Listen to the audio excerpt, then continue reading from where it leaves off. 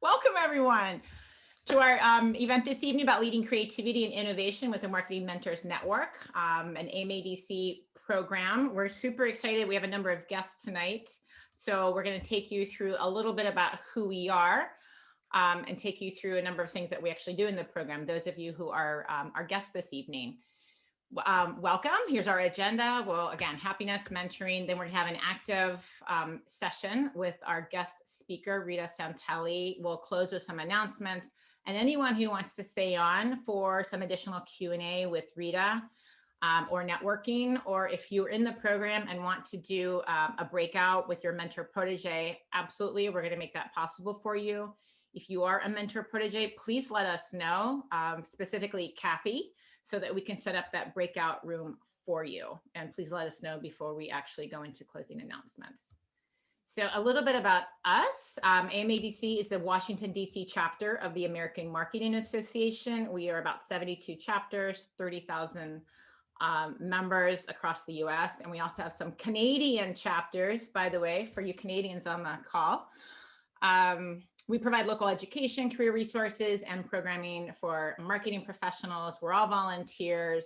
We love what we do. Our goal is to create a dynamic, creative community here in DC Metro with no marketer left behind. We are super thrilled because last year we won the AMA Silver Chapter of the Award for 2019-2020. We also won a Resilience Award for our efforts during the pandemic and our response to Black Lives Matters and the social unrest that occurred over the summer. And I'm super thrilled because I was leading the chapter at the time. So we'd love to talk about that, as well as mention our awesome sponsors. We list them out here on the bottom. We don't have enough time to review all of them, but we love them. We can't do what we do without our sponsors. And we're super excited that we've got Georgetown University School of Continuing Studies with us this evening. Just a quick highlight about the program. We started in October, and this is amazingly enough. And that's when we set up the foundation, and we've been working on goals and building connections. We are actually halfway through the program now. It seems like, where did the time go? Already January, and we'll be celebrating closing our structured relationships in April. Time has flown, but I always like to look at this and see how far we've come, as well as what's left, what's coming up. The Happiness Connection, for those of you not in the program, we have actually on our leadership team this year a certified chief happiness officer, professional happiness coach. Joanna, you can do this so much better than I can. But what we do is Joanna helps us out on a regular basis by just keeping us positive. We also share happiness tips on a regular basis, and moving forward, we're going to have a happiness tip at every single event. And we are so lucky to have Joanna here with us tonight to actually share the happiness connection. So Joanna, a couple minutes, over to you. Absolutely. And let me start by saying that happiness is key to creativity, because when you are in a state of positive emotion, you have 3 to 10 times more creativity. So before you sit down to work, make sure you're doing something to prime yourself, to open up your brain to creativity. When you're in a positive mode, the right hemisphere of your brain and the left hemisphere of your brain begin communicating better together. So watch a funny movie, jump on TikTok, connect with Jim, however you want to make yourself smile. I happen to like sea shanties, so if you noticed, I was smiling, Jim. So you want to do that because from that creativity comes your innovation. And I partner with a company that measures happiness as a KPI. And we know that when the happier the company becomes, the culture becomes, the more innovation, and we've measured up to 300 and 400% more innovation. So this stuff is, it's a KPI. It's something that you can measure, and it's something that you want in every company. So with that said, one of the ways to get happier, or should I say create more positive emotion in your life that's proven to work, is meditation. Now, a lot of people I love to meditate because it gives me my little time out, but a lot of people don't love to meditate. So one of the things we do with folks that don't really want to sit still and sit down and meditate is just create an oasis for yourself. Go out and take a walk in a beautiful place. Sit down and remember a beautiful time you had out in nature somewhere. Maybe you were on vacation in this beautiful spot and you just was swinging in your hammock and you had your pina colada. Bring all that back, bring the memory back in as many different modalities as you can. So smell what you smelled, taste what you tasted, hear what you heard, feel what you felt. What will happen is that your body will be automatically put into a state of positivity, which will help your creativity. So there we go. I'm not hearing anybody. Hi, thank you, Joanna. All right, here we are. Thank you. Now there we are. No. So thank you so much for that. I'm an untrained meditator myself, so I've picked up that habit and it helps a whole lot. So a few mentoring tips. What we wanted to do too is tonight share a little bit about reminding everyone what it is to be a good mentor, a good participant in the program in developing mentor relationships. And ultimately, in progress in the program can really be judged, or not judged, but basically can be seen when the protege is actually advancing towards the goals that they set at the beginning of the program in October, and that there is a trusting relationship that's developed. It could be somewhat fledgling, but there is some dialogue. There is some basis of a relationship between the two of you, having discussed these goals over the past several months, and you're working towards resolving them, whether they're those long-term goals that you've set, or whether they're those everyone has those emergency in the office, virtual office moments where you just need somebody to talk to who understands the situation that you're in. And a mentor can be a willing ear, also understanding the challenges that marketers actually experience. So that is something to consider. When it comes down to the relationship, it's important to ensure that the expectations that both of you have are aligned, that when you're talking to each other, that you understand how the other person's mentor or protege is receiving that information. You set those expectations at the beginning. Hopefully, mentors, you are listening more than you are talking, and allowing the protege to share what they're going through, and you can kind of provide some as a sounding board for that. Proteges, please focus on your goals. Those are meant to help you provide some direction for you during the program and also help you to work towards achieving them. Please also, proteges, take the initiative to set up the meetings with your mentors and also drive the agenda. These are your goals that you're set, and you're the only ones who's going to know how to get there, right? You might have those critical office moments or experiences where you just really want to focus on that. At the same time, those are opportunities, meetings and times that you should be driving those agendas as well. Make each other feel appreciated. I think all of us, we have that internal inner critic.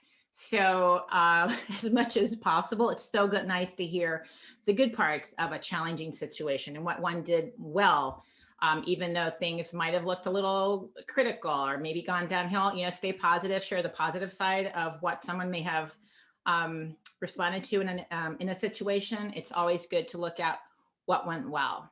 Please also remember meetings.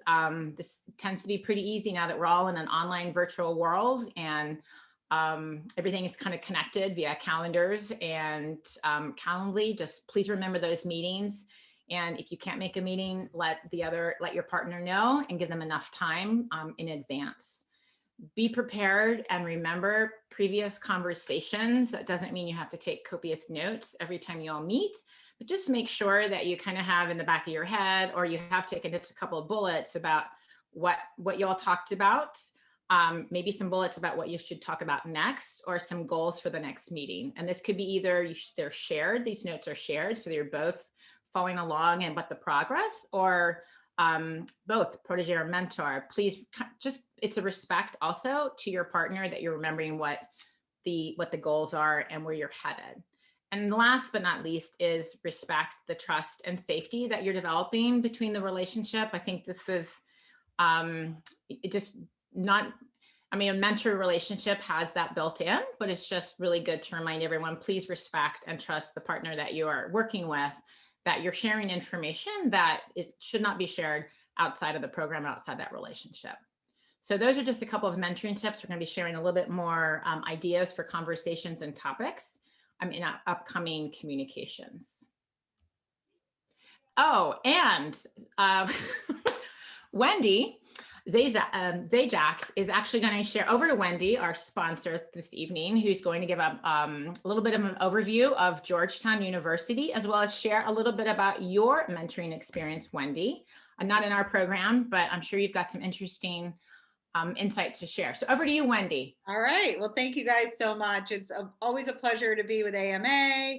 I think that there are kind of three things that I think are essential to career success.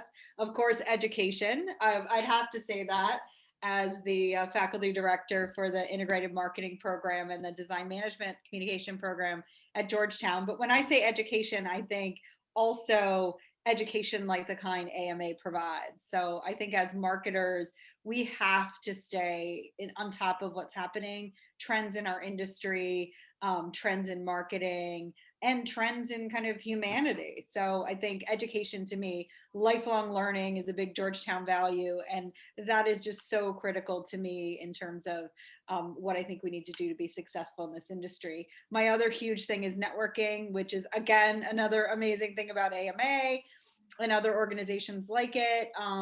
Staying connected, using that network, whether it's your school network, whether it's your professional network, whether it's your mom network, whatever you need, whenever you need it, the networks that you develop. I think we've all actually, I feel like one of the things that I learned, and I knew this about myself before, but even more after COVID, was how much I value the networks in my life, whether those are my family networks, my friend networks, my professional networks, my book club network, right? All of those have really mattered and I think important. And then the last one, you guys have come here and you've been a part of this group, which I think is just so critical, really, is mentorship. And I have been a longtime mentor and mentee for my entire career. I continue to mentor lots of our students. I see a lot of our students on here, so I'm super excited to see that and see you guys engaging and learning more about this. I think the most beautiful thing to me about being a mentor, and I still actually learn, I'm also a mentee to my students. So I find the relationship to be so two-way.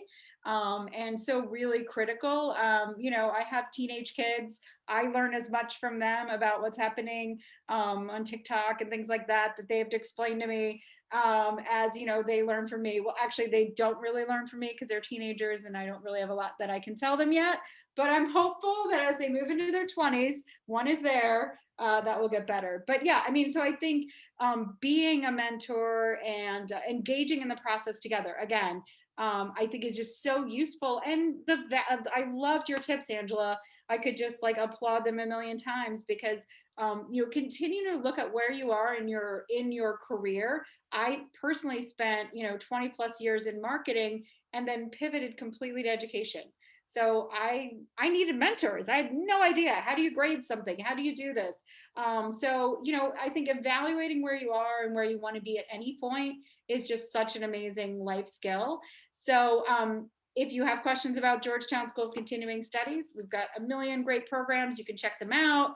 Happy to talk about that more, but I don't want to hold you from my other favorite person. Well, Kathy's also on here, a former student, but my other favorite person who's going to be your guest speaker. And I think, Angela, do you want me to introduce Rita? Yes, please do. Okay.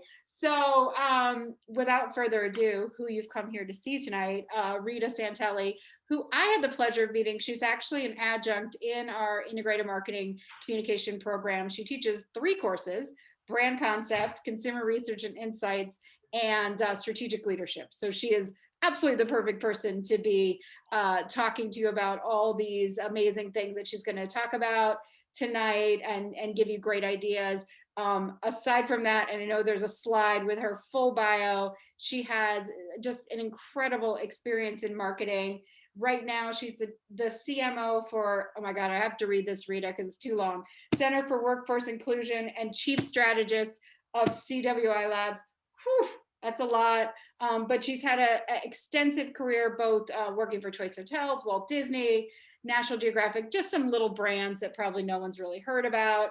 But my favorite thing about Rita is she is of my faculty, and I love them all, just the most giving, caring, warm human being who loves marketing. And what more could you ask for?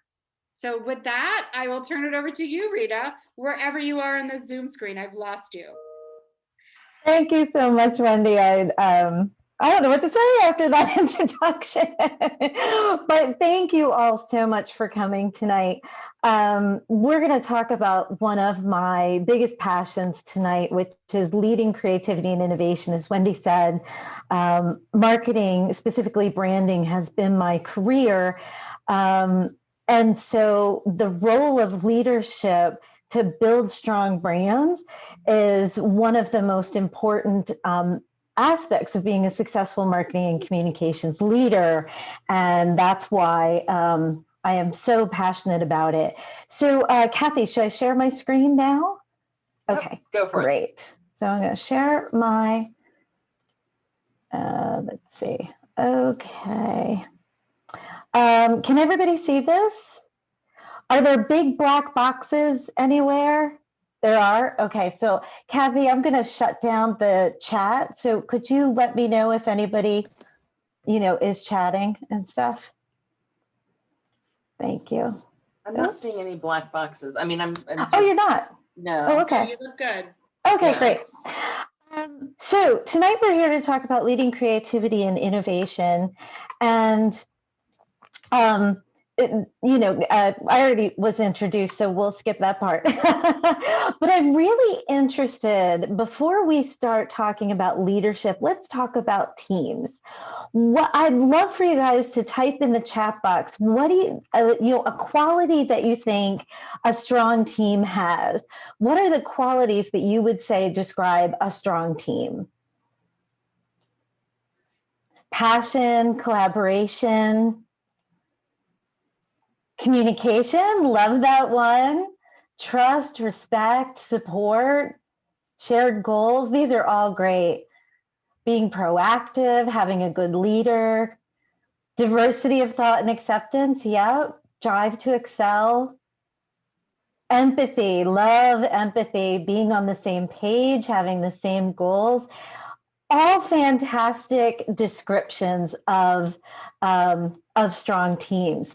And as we think about, the most frequent answers to this question, very similar to what you guys just said. Strong teams get along, they have fun, they achieve results, they communicate well, they support each other, and they create an environment where everyone can contribute. And now, where do we think this definition of a strong team came from? Does anyone have a guess of where this team definition originated?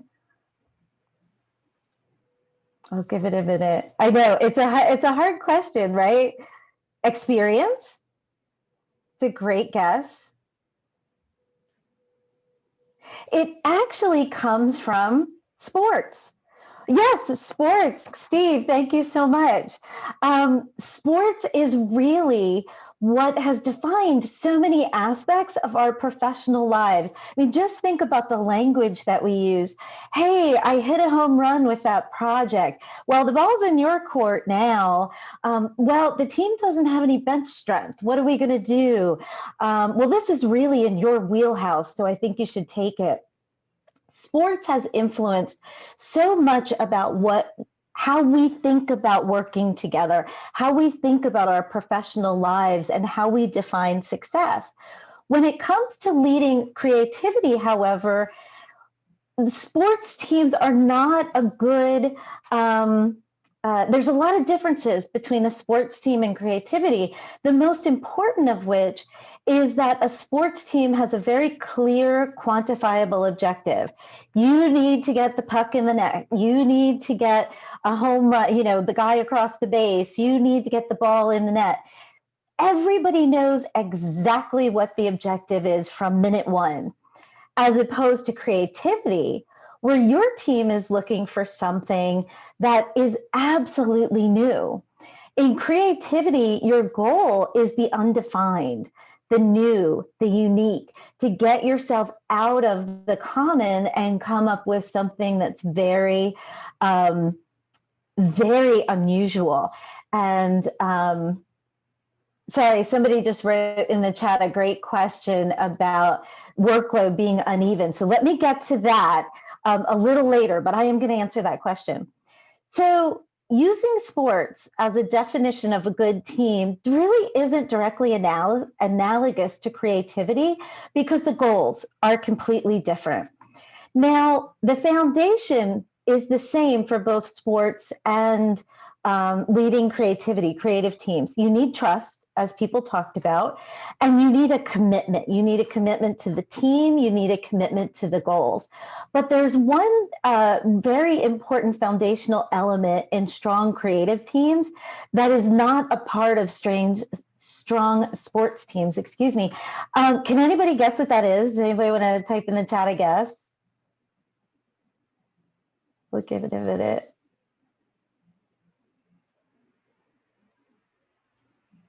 Okay, I don't see anybody, so I'm going to reveal it. Oh, no judgment, abstract goals, breaking rules, collaboration. All very good guesses. And I think breaking rules comes probably the closest because the foundation that creativity is built on is conflict. Creative teams must have conflict to truly develop innovation. And now conflict is an interesting word, right? I want to take a quick poll right here to see what is your immediate reaction when you hear the word conflict? Oh, should I share it? Well, before we launch, I am having a technical difficulty with the poll, so I'm going to quickly make you host and see if you can do it. And then I'll launch it. And then you'll just send it back to me when you're done. Okay, hopefully perfect. Down there on the bottom. All right, can you guys see the poll? No. No. Oh, no, people are responding. Yeah. So, oh, yeah? Yeah, I mean, some people love conflict, right? They say, bring it on. Other people go, I don't care. I have to deal with it. I'll deal. Some people are like, oh, okay, let's just get it over with. And then you have people who say, no way, I don't want to deal with it. Let me stay as far away as possible. So the poll results that are coming in so far, it looks like we're pretty evenly distributed between the whole gamut of people who love it to people who, just try to avoid it at all costs. So I'm going to end this. Let's see. So these are the results. Can you guys see this? So about 30% said, bring it on. And then almost exactly the same said, oh, let's get it over with. So that is on the realm of responses. The most frequent response to conflict is it makes people uncomfortable. People are apprehensive. They find conflict discouraging. Some people, it's just, it naturally just brings up a form of fear in them. And then other people get in that stance, I'm ready. Bring it on. I'm ready for a fight. I'm excited. Those really competitive people who are like, all right, let's get this going. So those are the normal responses that we generally hear, just painting a broad brush to conflict. And why do we have this reaction? Well, we're taught from a very young age that conflict is something we should avoid, right? We're taught that we need to get along with other kids, be nice, share. We're all taught to avoid conflict. We're rewarded at work for avoiding conflict. We're judged on, are you a team player? Do you have good interpersonal skills? Do you get along with other departments? All these things reinforce an aversion to conflict. And also what most of us are taught is that there really is only a single form of conflict, and that conflict isn't looked at as a choice. Conflict isn't looked as a strategic element that you can control. Conflict is looked at as something that you have to solve a problem that you have to solve. And what we're going to talk about here tonight is that there is no single definition of conflict. And in fact, leaders of creative teams should have the goal to create a certain form of conflict if they want their teams to be successful. So the form that we're all used to is most often referred to as the advocacy approach. And you can see where this came from. The two authors at the bottom, David Garvin and Michael Roberto. The advocacy approach is when you come to the table with a position or a business case. And the goal is to lobby for your position to win, some people think about it, or to gain buy-in, right? And how many times have we been told, don't come to me with problems, come to me with solutions. You know, we'll build the business case and we'll talk about it. This is viewed in the advocacy approach. The conflict is a single event where you come together, you hear a proposal, you debate it, and you decide. We naturally have what's called a confirmation bias, and everybody does this, and we don't know it. It's an unconscious bias, where when we have a position, we come to the table and we stress the points that support that position. It's just natural. It's an unconscious bias, and unless you're actively fighting it, it's what we all tend to do. When we're looking to build buy-in and consensus, we encourage agreement as a team, and we discourage minority viewpoints. We discourage the one person who's there going, but what about this? What about that? What about this? I mean, how many times have we heard that person called a troublemaker, or, you know, why are they so, you know, they're so negative. Why are they so negative? And this type of conflict is the most likely to become personal or resolved behind closed doors. So you walk out of the meeting, you did this great pitch, you prepared for hours, and then someone on the team was like, you know, continually bringing up other points, and you went, well, I don't know why she wouldn't support me, right? Not my idea, me. And how many times have we experienced where you go into a meeting, you make a pitch, everybody talks about it, you think you have buy-in, and then one person goes around and talks to another, and then they talk to another, and then they talk to another. You go to the next meeting, and all of a sudden everything's changed. So at the advocacy approach, what we're taught continually as the definition of conflict is one in which creativity and diverse viewpoints are really discouraged and stifled. This is not an environment where an unusual minority idea can grow, can thrive. This is not an environment where we can be our best as creative leaders. So I am going to propose to you today a different type of conflict, and we refer to it as the inquiry approach.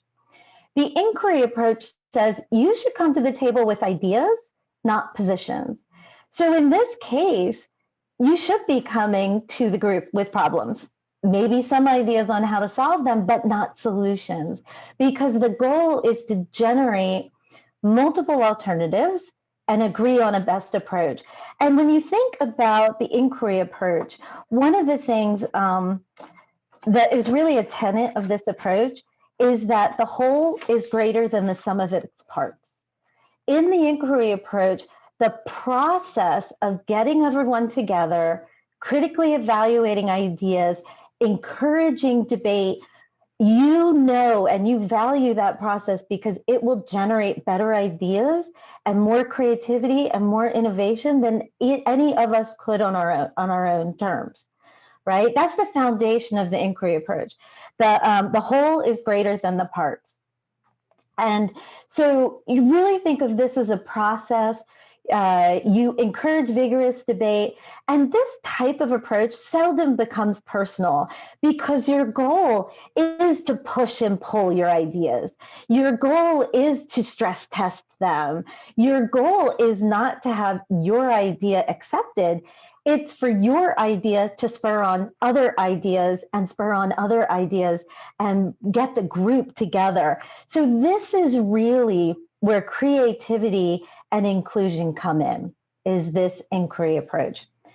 And I want to take a moment to really take a moment to do a little side trip into the power of diversity.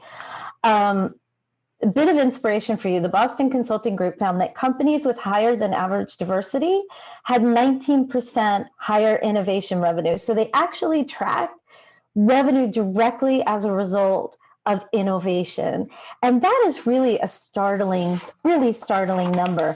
And just to be clear, here we're defining diversity in the broadest sense.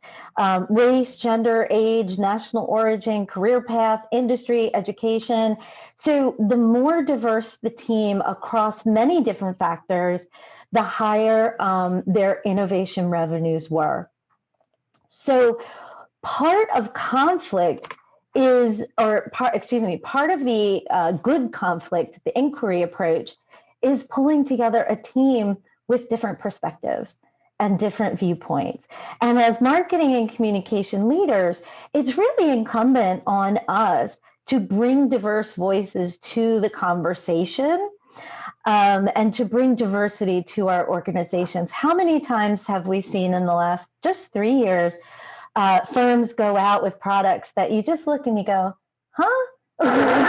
You know, that really, a lot of it has to do with a lack of diverse viewpoints at the table, or a culture where people didn't feel comfortable expressing a viewpoint that was against the minority viewpoint. So that, as marketing and communication leaders, it's especially important for us to really cultivate this diversity and to bring it to the table. And just real quick, I'm sure a lot of you out there are thinking, I don't handle hiring. How can I do this? Well, there's lots of different ways. You can bring in people from other departments. Bring in people from customer service, bring in people from finance, get as many perspectives as you can. We do virtual focus groups, online polls, social polls. They're not academically rigorous studies, but directionally, they are very important, and they get that level of diverse viewpoints into your conversation. So there are ways to do it when you are not the hiring manager. So that is my little detour into the importance of diversity into this whole conversation, because the inquiry approach, if you bring a bunch of people into a room who basically are all the same, they have the exact same background, they have similar experience, they've been in the same industries, it's really very hard to establish this level of conflict that we're really trying to get to. It really needs diverse viewpoints too as a foundation. So I would love to hear from one or two people about your experience trying to encourage, this type of thing, multiple alternatives or new ideas within your organization. Can anybody, would anyone like to share an experience they've had? And I can't see folks, so you can either write in the chat or just, jump in.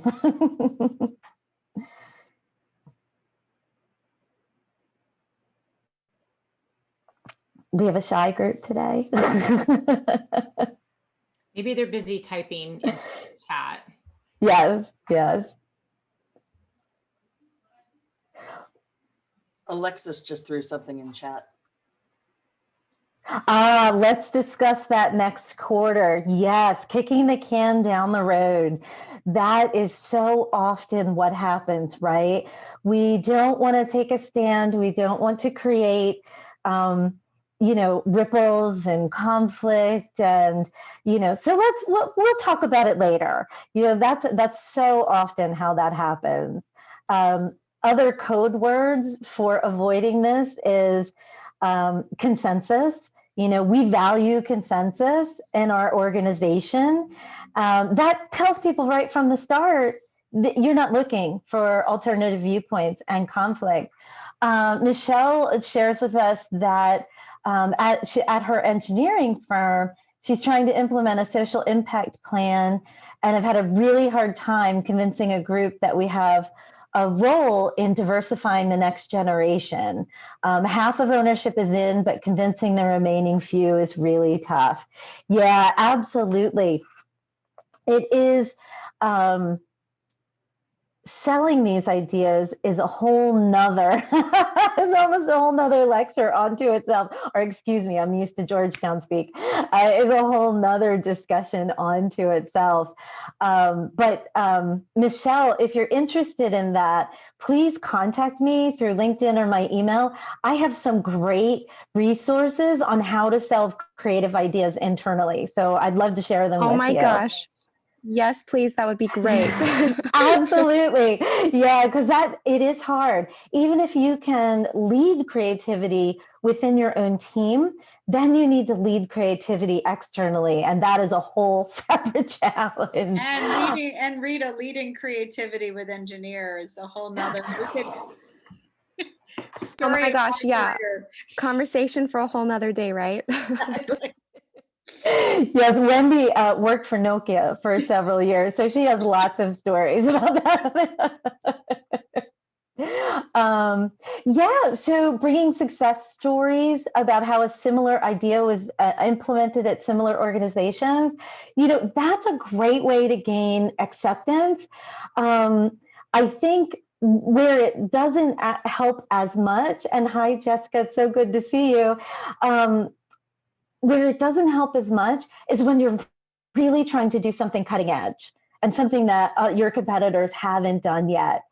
And then Kara just shared, that could improve our operations. The conversation could get tense. Oh, that's great. So your senior leadership encouraged almost a little bit of conflict with everyone having a very honest discussion about what we needed to do to improve. That's a really great opportunity to bring in diverse viewpoints.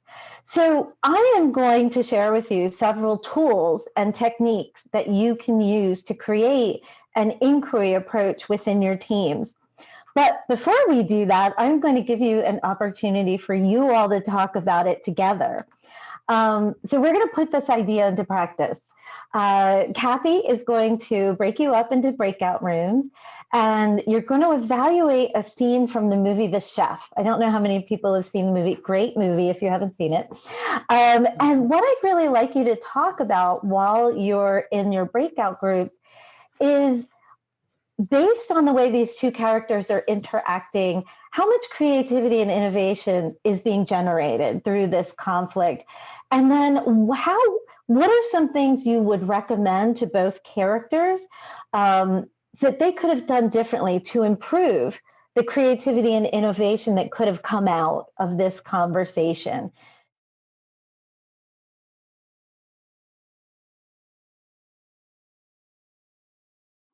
So I hope you all enjoyed your conversations. I hope they were fun and productive. Do we have a volunteer who'd like to maybe share one or two things that their group talked about? I see Tiffany has volunteered for her team. Oh, great. Tiffany, please share. Hi, everyone. Hi, Rita. Hi. I actually took your brand strategy class. I remember. It's so good. I'm seeing a lot of familiar faces. It's so nice. Very good to see you again. Thank you. You too. Our team, our first thought was that the conversation probably should have taken place initially in private. Having a conversation be quite so spicy in front of people is probably never the best approach. But to the point, we had the conversation as when you have the person who runs the business and the chef. So you have the money person and the creative person. So there's that healthy conflict there. We think that it ended well, though, where he's saying, look, you're a rock star. If you went to go see the Stones and they didn't play your favorite song, wouldn't you be disappointed? And so I think using a point of reference that wasn't related to cooking, put it in a different mindset, in a different perspective, where he's like, you know what? I have faith in you. And he compared me to the Rolling Stones. So like, he loves my menu, and that's a good thing. So we said if it happened to us, I know I said if it happened to me, I would be okay with that, because it's almost like tough love, positive reinforcement, but it probably should have started off in private. And it would be best probably not on the day of to talk to me about my menu. I'm the chef. Yes, very important, very important.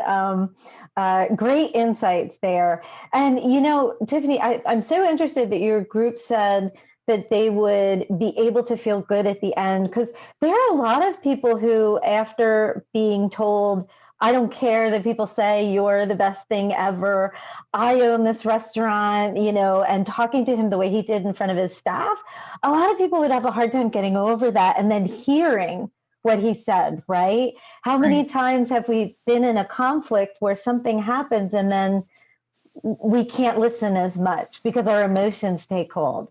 Yeah, so it's really interesting that you brought that up. Well, let me thank you. Thank you for volunteering to share. I am going to share my screen again, and let's talk about some other ways, things we can do that will, and these are very tactical, different things that we can do to really create an inquiry approach. Because the other thing I want to say about this particular scene is that they both came to the table already deciding. You know, Jeff Favre really wanted, he's like, we have to have a new menu. He already made that decision. And Dustin Hoffman is like, no, you're going to do your favorite hits. So they really came to the table, and because they already came to the table and were advocating and trying to convince each other, they couldn't work together to create something out of their individual ideas. You know, because maybe if they had talked it through a little bit better from an inquiry approach, they could have come up with a new menu that had enough of his favorite hits to really impress the critic that was coming in. So what can we do as marketing and communication leaders to create an inquiry approach within our teams? And this, we've heard it, you know, so many times, but I think it's really still so important, is leading by example. You know, if our teams see us having these conflict inquiry approach discussions with our peers, they will know it's okay. They will know that, you know, you support this kind of thing and that this is acceptable at our organization. You know, no, nobody's going to say during my performance review that I don't get along with people. So leading by example, you know, I have to put in as the first one, you know what, I just realized I have my editing on and that's why it wasn't appearing correctly. I apologize. So let me go back to full screen mode. Much better. Okay, so leading by example. This is one that I particularly like, which is team norms. Making the transition from having an advocacy approach to an inquiry approach is not easy. It's very, very hard. Team norms is a process where you actually sit down as a team and you pick the 2 or 3 things that are most important to you as a team. And you all agree you're going to abide by it. And it can be anything from, you know, we don't interrupt each other, to we're going to wait till all the ideas are out on the table, to show up to meetings on time. Because how many of us have been frustrated because there's always a person who never shows up on time. So team norms are a great way. Just the process of having the discussion and then coming to that agreement on the 2 or 3 things that you all agree to abide by. It's the process itself is great. It builds trust. It builds a great foundation of commitment. And then also it gives you a way to hold people accountable that isn't personal. You know, you're not attacking Joe because of what he's doing. You're saying, hey, this is what we all agreed to, and I'm sorry, but I just don't see you, you know, abiding by these. So can we have a conversation? So it takes the resolution out of the personal and keeps it objective. Team norms are one of my favorite techniques for leadership and creative teams. Break up natural coalitions. We talked earlier that we need as many diverse voices at the table as possible. So let's say you have a big team and you need to break people out into different groups. And Rita and Ruth are best friends. They're always together. They always want to be on a team together. Well, you might not want to put Rita and Ruth together. You want Rita with somebody who's very different than her, and Ruth with people who are very different than her. So breaking up natural coalitions and really thinking strategically about the people you bring together is another great way to foster a culture of inquiry. Moving on to moderation. This is incredibly important when you're the leader. And I keep saying the term leader, and I don't necessarily mean you're a formal leader. You may be in a peer-to-peer group and you take a role of leadership. So I don't want anyone to think I'm only talking about formal named leaders here. But moderating is very important because it's so easy to fall back into an advocacy approach. It's what we've all learned, and it's what we've all been told to do so many times. Remember, don't bring me problems, bring me solutions. Build me a business case, and then we'll talk about it. So being able to moderate and being able to steer teams back to the inquiry approach is also a great way to keep them from getting stuck in the advocacy approach. And lastly, structuring the meeting. As I said, it's a process to move from advocacy to inquiry, right? So in the beginning, structuring the process can be incredibly helpful. Here are some really specific ideas about how you can structure the process. This is one of my favorites. So your team is thinking about an idea. Then you ask them to put on the hat of their competitor, your biggest competitor, and say, okay, you have to totally switch gears. I work at a senior organization, so we would say, okay, we're now AARP. And, our organization goes out and does XYZ. How is AARP going to react? It's a great way to get people out of their comfort zone, get them thinking in a different way. And it's a way that feels safe.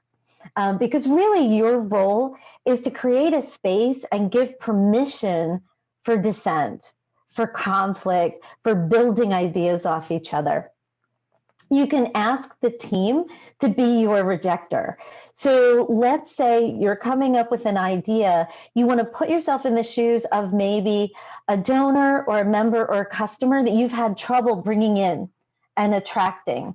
So how would they react to this? Is it going to appeal to them? Is it not? How does that work? Unearth a devil's advocate. You can start by assigning a devil's advocate, but studies have shown that someone assigned to the role who doesn't truly have a different opinion is not as effective. There was a study done that said groups with an authentic dissenter generated 48% more solutions to problems than those with an assigned devil's advocate.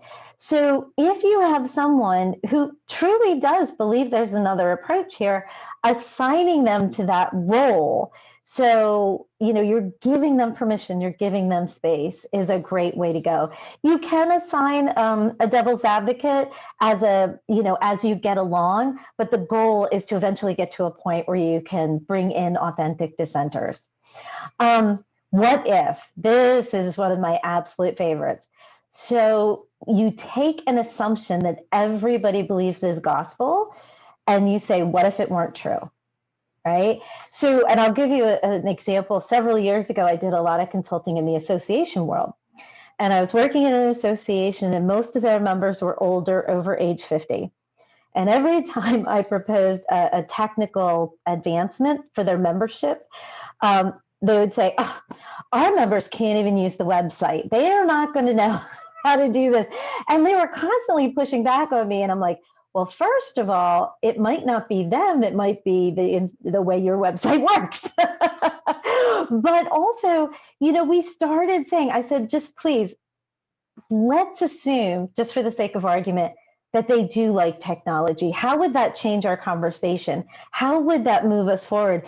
And it really brought a lot of ideas to the table that we then tested, and then we found out that the membership loved them.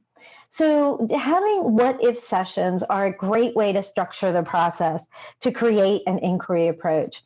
And this one, I just read about this recently. Ban the words like, love, and hate. And I thought this was interesting. I haven't tried this myself. I read about this.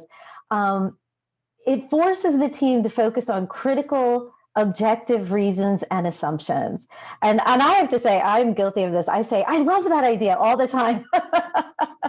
But if you ban those words, then you have to use things like, I think that idea will really drive registrations, or I think that idea will really drive sales or drive donations.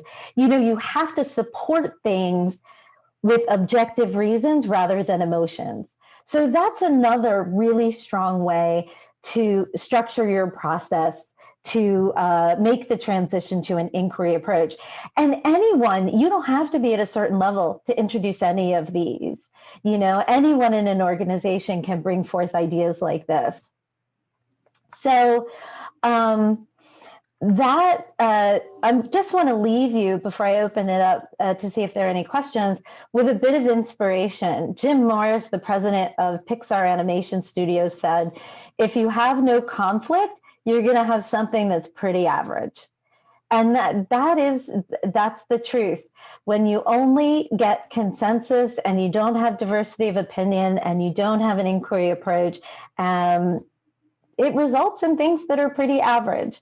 So we as community marketing and communication leaders are never satisfied with average. So I hope the ideas that we've talked about today and the tools that I've introduced are ways in which you can go back to your organizations and start bringing some elements of this inquiry approach into your organizations, into your teams, so you can create something that's pretty great.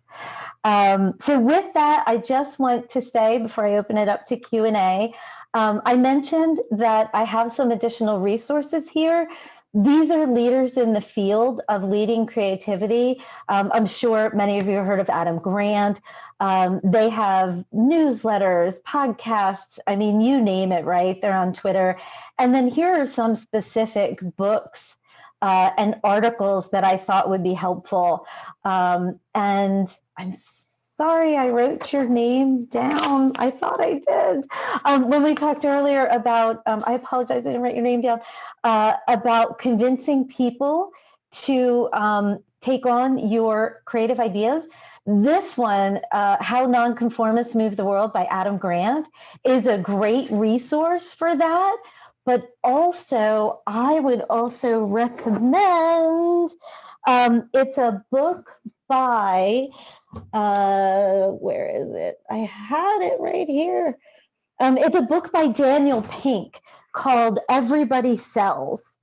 And that is all about how everyone in an organization is an influencer now. And everyone has to sell ideas no matter what role you have. And it's very practical. It's full of great ideas on how to sell the creativity and innovation that you come up with and your team comes up with to fellow people in your organization. So that's also something I would recommend. And I know it's here somewhere, and I'm going to put my hands on it right after we stop. So with that, I'm happy to take some Q&A. If anybody has any questions. Rita, I thought Michelle had mentioned earlier that Andrea from their group made a great point about the movie. Maybe that would be a great place to start if Andrea is still on and wants to share. Or maybe it's Michelle's good idea and Andrea doesn't know what that is, but I thought that might be interesting. Yeah, I'm on. Okay. Do you want to share? Yeah, so I think it was just about the point early on how it kind of started, how they were sort of talking with each other, but it kind of turned into one-upping each other's points. And I think if they were able to step back and the owner kind of came to him and said, like, listen, we have this critic coming, maybe there are some things that we can kind of integrate, it would have been a better approach to see like what the chef had needed from his perspective to be successful in his creativity, rather than it kind of being like, I'm the owner, this is what we're doing. And then the chef maybe could have responded by saying like, these are the things that I think would help us out. And then like, tell me what you don't like or dislike and all of that. So. Yeah, and that's a great point about truly understanding what your role is, right? Because the chef says, this is my department, this is my area of responsibility. You can establish an inquiry approach by having role and responsibility conversations with your team members. So it might be that he started by saying to the chef, I want you to bring new ideas in, but I want to work with you on them, or establishing a more partnership where they bring both of their expertise together to have a better level of creativity and innovation. But obviously, they both had a very different view of what Jon Favreau's role was. The owner's like, well, you can do what you want sometimes, but when it's important, you do what I want. And Jon Favreau is like, I'm the chef. This is my area of responsibility. So that's another great tool, Andrea, that you bring up, is truly spelling out roles and responsibilities and, kind of rules of engagement with each other in the beginning. Great point. I agree with that. I think that both were pretty dismissive of the other. And I think that one of the things that in my own organization I try to do is when we as marketers say, hey, I own this, we're the expert, you kind of shut the door down from like learning from each other. So I have to almost like renew my mindset to say, okay, well, what can I learn? As opposed to, just directing and saying like, because the reality is you can work together and create something, and build off of the ideas that you have. Absolutely. Love that. Being open, like you said, and even if it comes out that your original knee-jerk reaction is the right one, just the fact that you're open to stop and think about it is an inquiry approach tactic. Then, if you immediately say, well, I'm the as you said, I'm the expert, that'll never work, it's never worked in the past, you're immediately shutting down any type of future ability for that person to bring new ideas to you. So that's a great point, that being open to new ideas, even when they didn't work in the past, because maybe something's changed. Just because it didn't work before doesn't mean it's not going to work now. So even having the wherewithal to say, all right, let's think about this for a minute, is a key value of the inquiry approach. So that's great.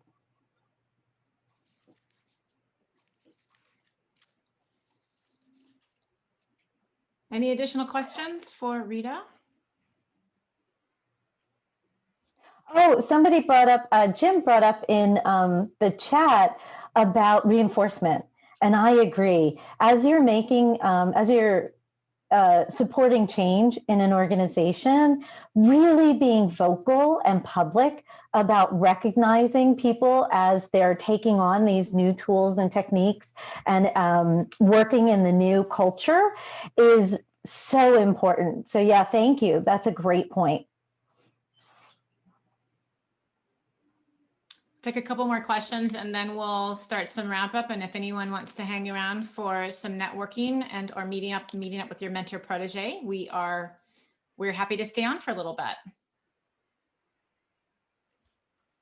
Well, I just want to say again, thank you, Angela and Kathy, for inviting me tonight. I've really enjoyed speaking with all of you, meeting a lot of you, and seeing a lot of my Georgetown friends and colleagues here tonight. My contact information is on the last slide of the presentation that you'll have access to. Please feel free to connect with me, LinkedIn, Twitter, or to reach out directly through my email if you have specific questions. And Rita, for the program participants, we can share information with everyone since we're already connected to everyone. I think there'll also be a follow-up email to everyone, all of our guests, and we can include your information. Perfect. Thank you. And food for thought, the chef.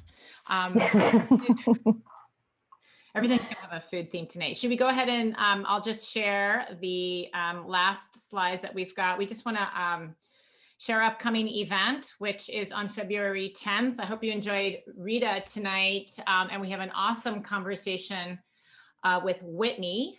I'm covering up her last name with my my chat here. On February 10th on digital marketing and entrepreneurship. She started her own agency, and it is a fascinating story that you'll be interested in hearing. It also overlays with exactly what a lot of us are doing is digital marketing. So please join us, whether you're in the program or not. It is absolutely will be open to everyone. And for program participants, we're excited that we're going to be doing some additional networking in February and in March. We will be hosting something during the day, during lunch, very low structured, low key, just show up.